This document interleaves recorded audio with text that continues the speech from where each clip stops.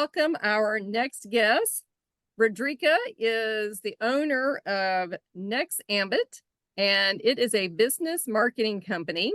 So today we are going to talk about small businesses and talk about marketing in general and how she can help you with your marketing needs if you have any. And so why don't you tell us a little bit about how you got started with your business?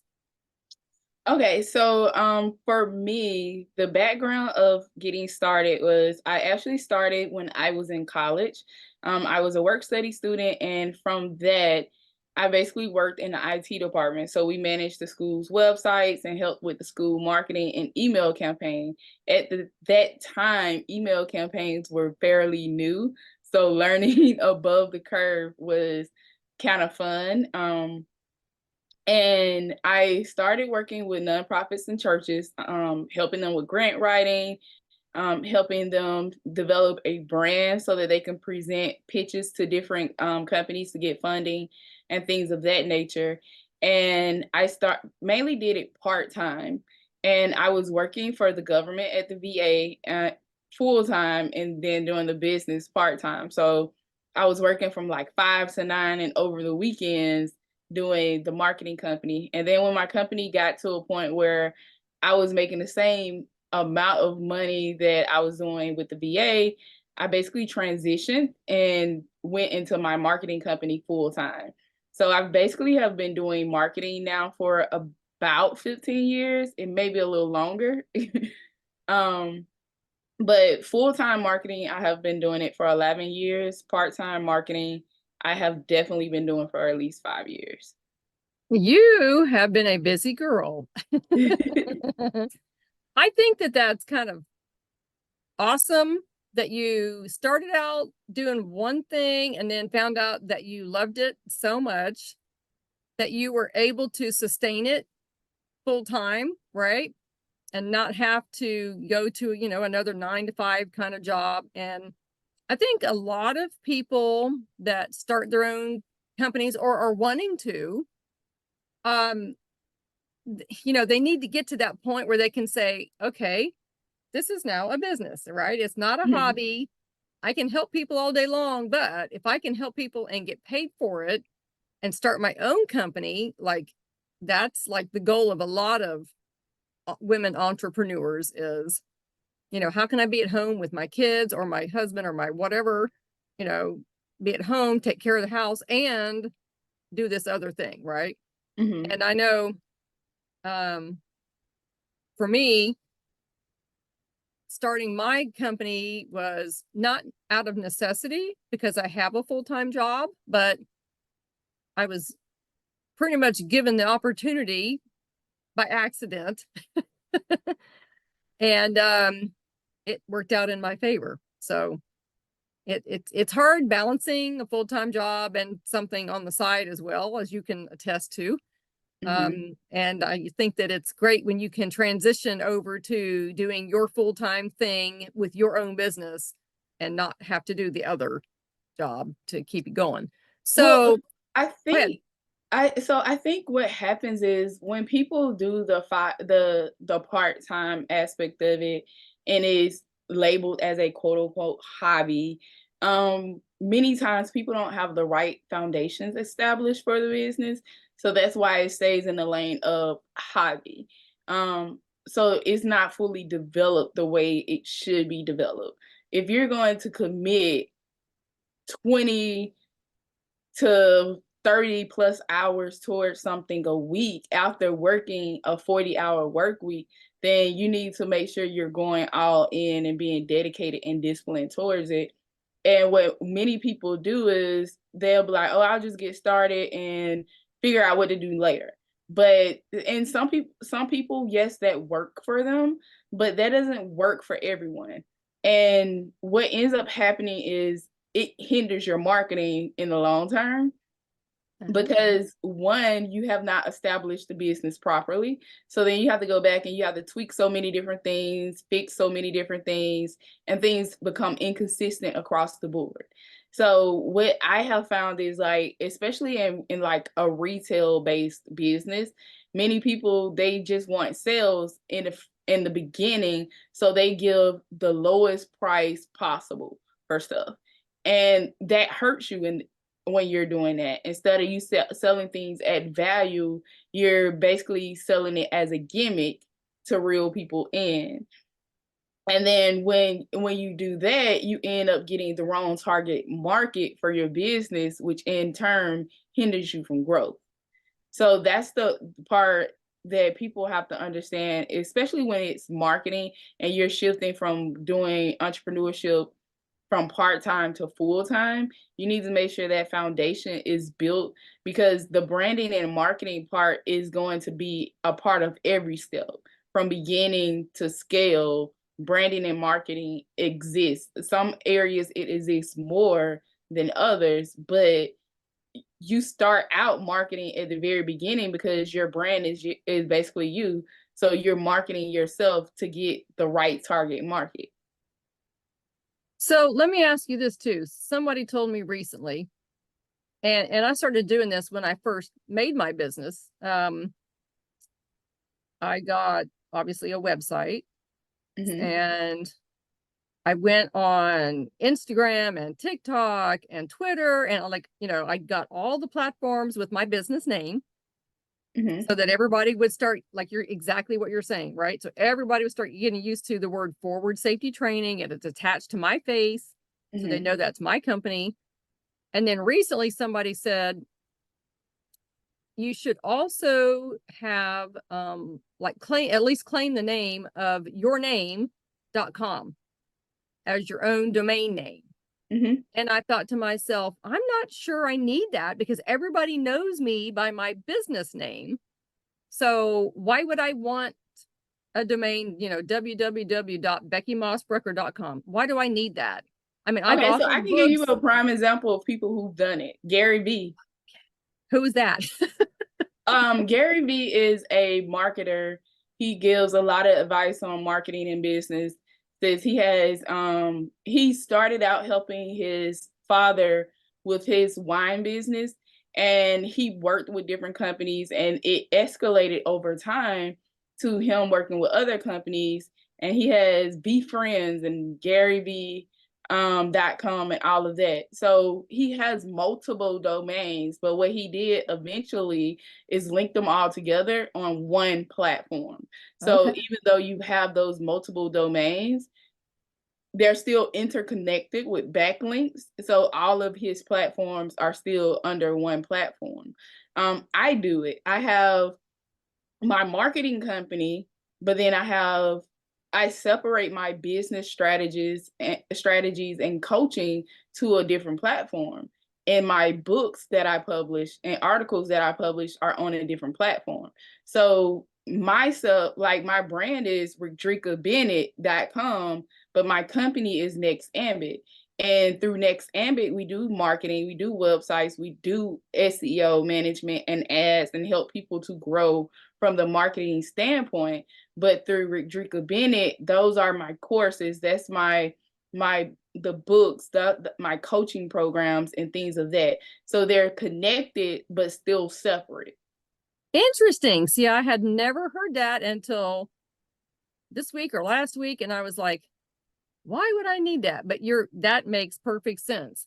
Yeah, because it just depends on what your end goal is. So for me, I know that eventually I'm going to, with Next Ambit, at the level of growth that we're getting to, I know that I'm going to be stepping back from different areas of Next Ambit with the development of marketing and things like that, because I have an amazing team, and I'll be focusing more on the coaching and teaching than actually doing the work. That makes perfect sense. So I actually started another group called the Stronger Together Tribe, and it is a networking group for women. And it's here locally, but it's also, I have a private group on Facebook. And I have a paid community, and that's globally. It's anybody who fits our whatever model can pay and get in. But I was thinking the other day, I was like, you know what, maybe I need to have like a home landing page, that's beckymossbrucker.com. And then off of that, we do the firearm stuff, and then we do the other company stuff and have it all landing under my name. So everybody knows I'm the owner of these two things. So that makes perfect sense. Now you've given me homework that I did not know I was going to have. I think that's a perfect example of suggestions you can make, right? For people who may not know the big picture or understand there is a bigger picture, and connecting all of the different, I never thought I would have two different companies. It never crossed my mind. I was happy to have the one. And I'm like, okay, but I love connecting women. Absolutely love it. And I thought, you know what better way to connect women than to create a group, right? So I had a group of a few people. Now I've got a group of 400 plus, and I'm like, this is great, but how do I get everybody connected? Because it's so big. I need to, do smaller groups now, and, do like a stronger together in Virginia, and a stronger together in Georgia, and a stronger together in some other, kind of branch it So off. I wouldn't even do that. I would more so the group you're talking about, is that the paid group or the free group? Well, I have both. So the free group is the 400 plus. The Okay. paid group, I have less than 10.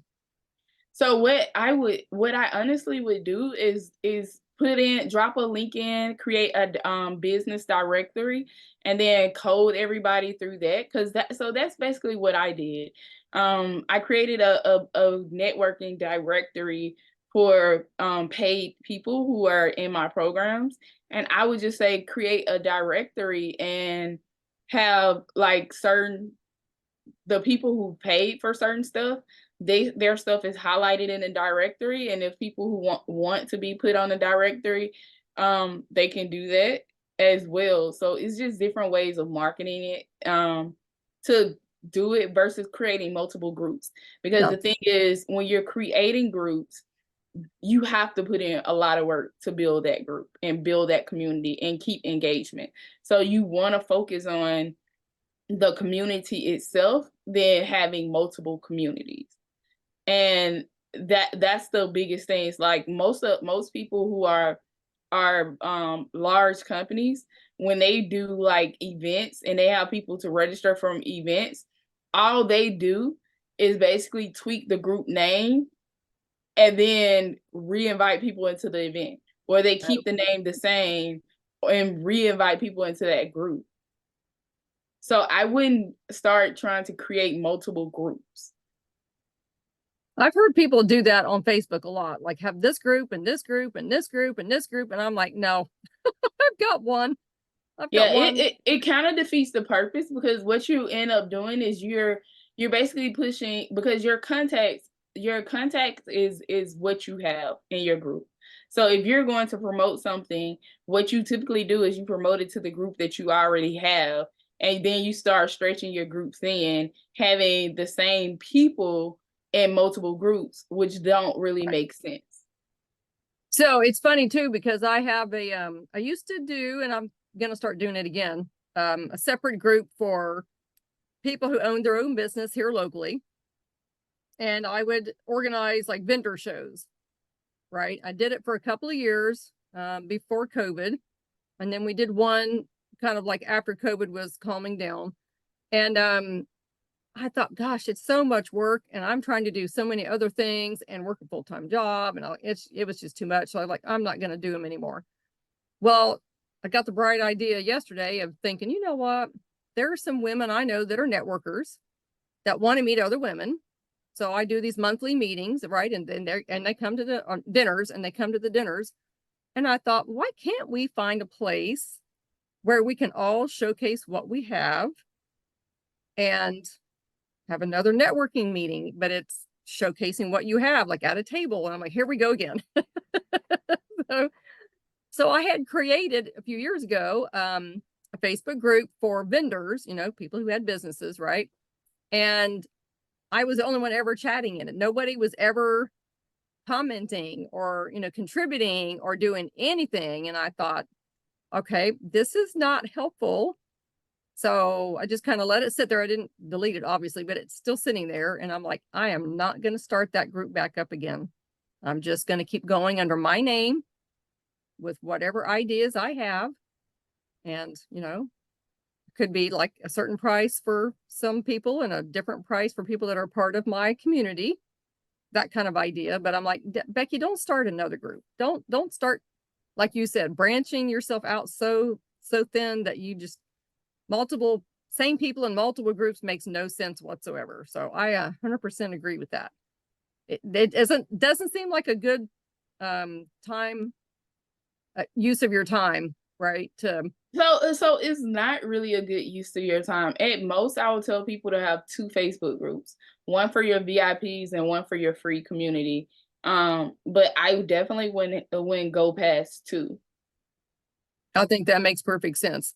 For marketing aspects, if you have a group, because I've seen this recently. So it's not my group. I'm in the group, but I don't run the group. I'm not the moderator or anything. And it's another local networking group here. And this poor girl, she is trying to get, engagement, and she'll put posts up, and I'm like the only one who ever responds. And I feel so bad for her. So the thing is, when it comes to groups and group engagement, you need to put out a schedule.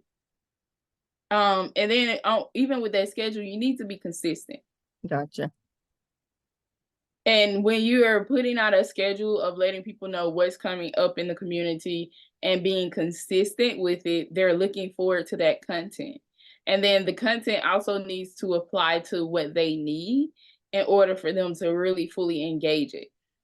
That goes back to what I was saying. So many people are in so many groups now that they can't maintain all of it. So they may not be seeing the information till later, unless they have it at that group actually pinned, because of how Facebook is constantly changing its algorithm and things like that. They're just like, they have this they're trying to launch this thing, which I blame the people who paid for the verified check. Because this is the reality. When Instagram first came out, to be verified as a business, all you had to do was submit your business information, a copy of it, and you could get your verification check. So now people are paying for it, and they see you are paying for it, and they're not doing a verification process for real because you're paying for it. Now they're switching, saying, okay, well, since you guys are willing to pay for this check, then how about now where you start posting you can only post this number of reels a month, or this number of content a month. And they have 3 or 4 different tiers that they're trying to push out in beta mode for you to pay to post. No kidding. So I had not noticed that. They're working on changing how you're posting on Instagram and Facebook. So that's why people have to develop a plan. I tell anybody, when it comes to marketing, you need to have a 90-day marketing plan. Don't just randomly post stuff, because you have to do it with an idea or a strategy or a goal that's in mind. When you're first starting out, and I say this, you're at the top of the funnel and you're trying to get everybody to go down through your funnel. So you're building brand awareness. So it's all about content that's going to engage your audience and keep them engaged to a point where they're going to be like, oh, who is this person? This person has amazing information. Let me follow them. Let me subscribe to their information, so that they can continue to get that information. And then once they start subscribing to your information, that's where the power of email marketing comes in, because now you have their email or you have their phone number, and you can send them different updates of what's going on. You can do a weekly or monthly newsletter. You can do so many different things. You can let them know when a new blog is coming out, when a new YouTube channel is coming out. So it's all about creating a plan and knowing what you're going to do on each day as it relates to marketing and building your brand. And when you do that, that's when you see 10 to 20 to 30% increase of engagement versus just creating content, scheduling content, and it doesn't have a purpose and it's not correlated to each other. That makes perfect sense, you know, because I don't know that everybody knows that. We've all, the groups that I hang around, we've all been told, you got to be consistent. Yes. You know, post every day. Okay. But are you posting things that are relevant to what you want to sell or do, or, you know, classes you want to promote or whatever? I don't think, well, I'm not going to speak for everybody, obviously, but, you know, I think it's taken a long time to hear that and to finally go, okay, that makes sense. Just because you post every day doesn't mean people are going to see it, right? So you might have 400 people in your group, but how many of them are really engaging? It is certainly not 400. Right. You know, not at all. And do they see your post every day? Not if they don't have it pinned, like you said, your group is not pinned, or they're not getting notifications every time you post something. You don't know, right? You don't know who's seeing things and who's not. So, I think I love your idea of the 90-day plan and, you know, laying things out. And I say I'm going to do that all the time. And then it ends up being something when I'm like, oh, shoot, I got this thing in 3 weeks. Let me just start blah, blah, blah, blah, you know, and I do that for like a week and a half. And I'm like, gosh, darn it. Yeah, and so that and a lot of my clients, that's one of the things they struggle with when we first get started with the coaching. So what we end up doing is we have a coaching session. I get what their goal is, and then we develop that 90-day plan.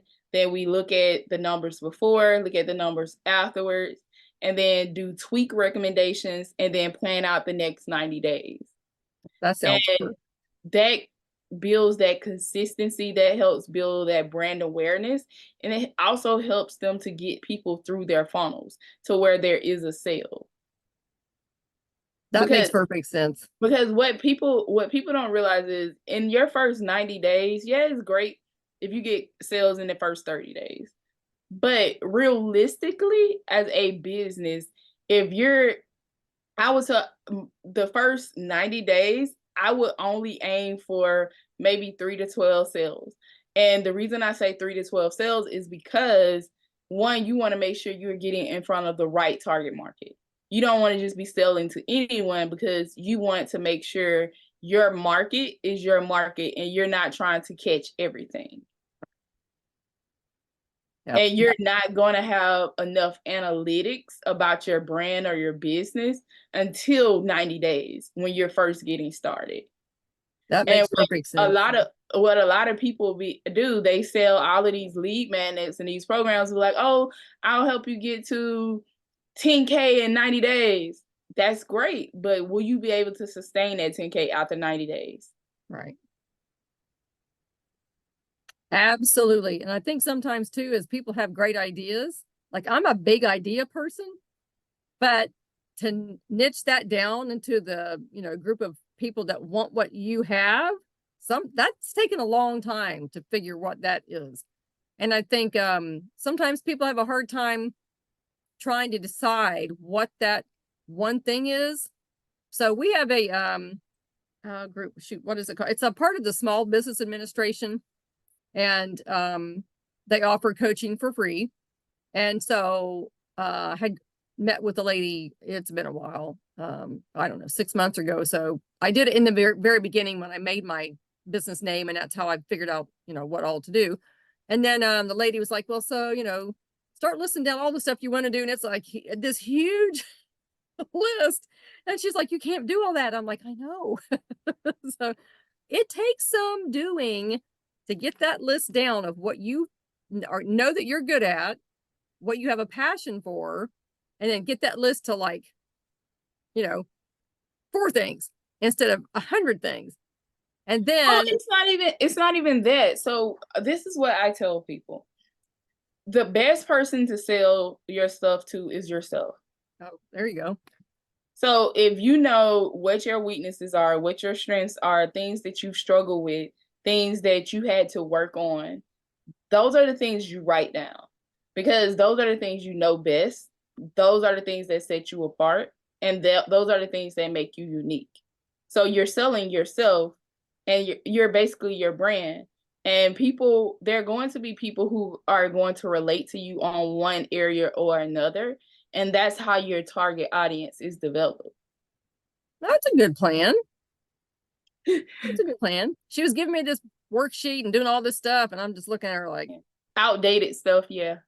I have so many ideas, and it's been hard. And I'm sure I'm not the only person, right? You know, and so that's the only thing that because I've worked with government organizations with business coaching. I was the chapter chair of SCORE. Oh, that's it. SCORE is who I was talking about. Yeah, I was their director of marketing for years. Cool. So I've worked with their organizations, and much of their stuff is outdated. And like the people who are helping, they are experts in the area. It's just that the templates and the things that they're doing are out there. They were created 20 to 30 years ago, and they have not evolved with everything. SCORE will still tell you, hey, you need a 30-page business plan. Where with our reality is people are valuing time more than what they used to. So a person will prefer a 1 and 2 page business plan, or 1 and 2 page marketing plan, or 10-page max, versus actually having to review a 30-page business plan for a grant or for funding. Like many grants that I've looked at now, they don't even ask for your business plan anymore. That's funny. They ask for like a pitch deck that highlights your business, or if they ask for certain stuff, it's only 1 to 3 pages. So that's why I tell people it's outdated. Like there are amazing organizations with people who can help, but much of their content is outdated. And Well, yeah, if it's who's got outdated, time to read a 30-page business plan, right? Nobody's got time to read that.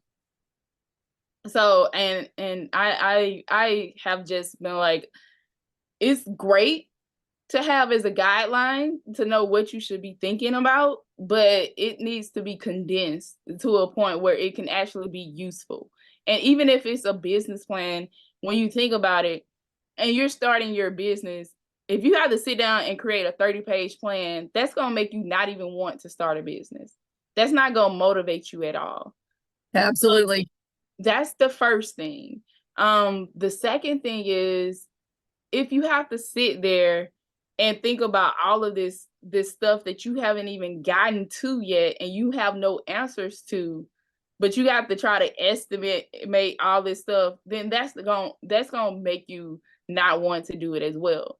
Because part of their business plan is like, how much money is this going to cost to sustain for 3 years and 5 years, because they ask for your financial projections within their business plan. But if you want to make sure you're on task with your business, and I tell people you should be looking at your business plan daily, you're not going to want to look at 30 pages daily just to make sure you're on task. So I tell people have 1 to 2 pages. The first has your mission, your vision, and your objectives of your business. Know who your target market is on there, and know what products or services that you're going to want to sell out of the gate. And going out of the gate, I would not go more than 3 products. And those will be your core products that you will focus on. And many people will tell you only do 1 product and perfect that 1 product, and then add on other products. Because then if you're trying to perfect 3 products at the same time, you're stretching yourself thin. So that was another thing. Like for me, when I first started, I only did graphic design and websites. Those were the only things that I did. I perfected how I did that on the front end and on the back end. And then after that, that's when I started adding in advanced SEO as a service. And then I added in backlinks as a service. And over time, I was able to scale different services that basically the company offered. But I didn't come out of the gate trying to offer 10 to 12 plus services. No, that makes perfect sense, right? You need to concentrate on a few, get those down pat, and then work on more. Yeah. That makes perfect sense.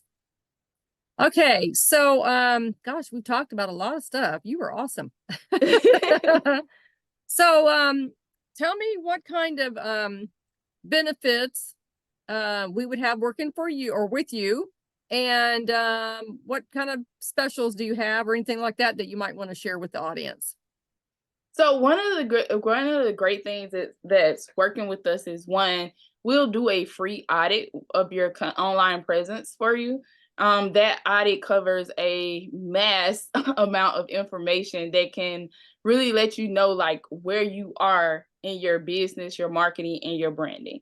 This covers it covers your website, it covers social media, it covers SEO, it covers your listings and syndications. It covers your different profiles, making sure your profiles are optimized. We literally audit all of that, and we give you a report. We go through the report and give you recommendations on what you should focus on first and move through that. And if you decide to work with us, it's okay. If you don't, we're okay with that too. But through that resource, you'll know what you need to focus on to move forward. And if not, we also provide like different resources. Like if you are that person that want to do it yourself, we will provide you some resources. Like, hey, well, you can work with or use this software that can kind of help you fix some of it, because some of those softwares, they're basically functioning off of AI, so they may not fix all of it, but they can help you increase or correct some of it. What we do is social media management. Right now we have a promo for the next 2 months where we're only charging $700 for our mid-tier plan that we normally charge $1,000 for. And that covers 5 different social media platforms, and making sure that those platforms have at least 400 to 700 pieces of content a month, Oh, wow. going across the different platforms. So that's one of the things that we do. And with that, you basically get access to us with reports and analytics, and we'll have like a marketing plan that's established when you're first getting started. So we'll get your goals before making the content. And with that content every month, one of our things is, we don't, so some companies, they'll create the content and they'll schedule the content for the 90 days out the gate.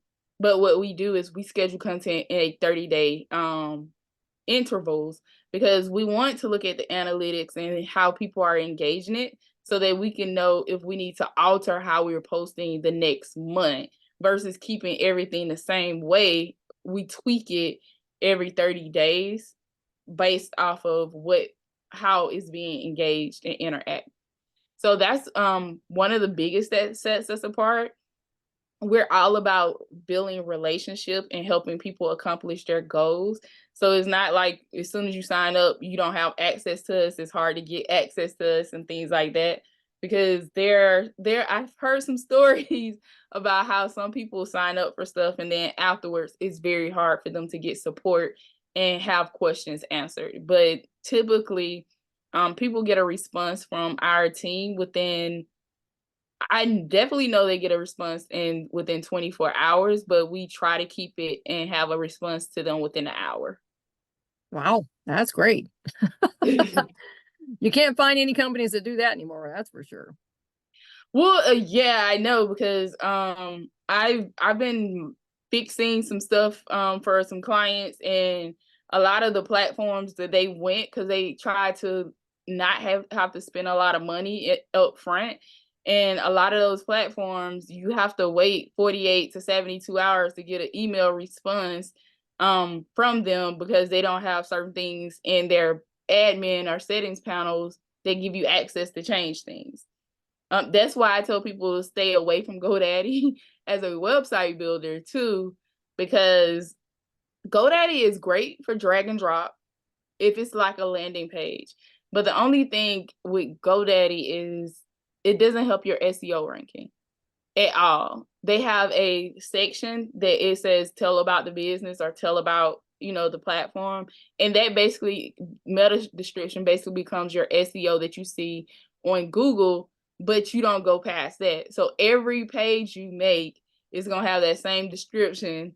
Okay. Which is not good. And then if you want to alter it, you have to go through GoDaddy's developers, and they start out at $3,000 for them to change your website for you. Oh, geez. Which is not worth it. Mm-mm. So yeah, you have to. Some of the stuff that's out there is great for startup, but if you are actually wanting to grow, it's gonna hurt you in the long run. Well, I'm glad you said that, because so many people have so many different platforms out there. It's so hard to know which one to go with, and make sure that So I tell people, if you're going to build a website, I either recommend WordPress or Wix. Those are the only two I really recommend. Wix because it's user friendly. WordPress is because it's more compatible with a lot of stuff when it comes to WordPress. WordPress basically have a plugin for almost anything if it's not already built into the site. Well, so that's the beauty of it. It's just that you have to have that developer coding aspect of things with WordPress. But if you get someone to build you a good site on WordPress, once that site is built, the only thing you'll really have to go in to do is to update your plugins, and probably if you want to add like a blog, just go in and type your blogs. But yeah, though, and a good web developer should walk you through where you need to go when that comes to that. But other than that, WordPress can be overwhelming if you're just looking at the code for building it. But once it's built, it's not that complicated. good to know, because I've heard a lot of good things about both of those. So, yeah, those are the best two that I've seen out there. I know at one point people were migrating towards TailorMade, but they're just like GoDaddy. yeah, that's too bad. They should be more customer friendly, right? Because they would, I don't know, more people would talk about them in a favorable light if their SEO platforms were better and people were actually getting traffic from it. But so that goes back to that gimmick kind of thing, give you something at a very low price to get you hooked in. And that's basically what they're doing. Mm-hmm. And they get a lot of people into the platforms like that, but they're not staying there long term. Gotcha. Well, it has been great talking to you. Please share with me all of your links to your social media, and you can address your special that you have, and I'll make sure I put that at the bottom of the video so everybody who's listening or watching this will have that information. And I love all the tips you gave us. It's been wonderful having you here. I appreciate it so much. Any last comments you want to make? I would honestly say, for those who are really trying to grow in their business, make sure that you start out with a action plan. A great book to read for that would be A 12-Week Year. And it helps you really to break your goals down in a 12-week period so that you can accomplish getting your business started within 90 days the right way. I'm also a fan of the pumpkin plan. That sounds cute. Huh? That sounds cute. It is. So it really just helps you know who your target is, and make sure you understand that everybody is not for you in business. So I would honestly say, find your why, and then from your why, find the solution so that you can grow into that, and that will help you understand your target market and develop your brand awareness so that you can actually grow and scale your business the right way. It sounds awesome.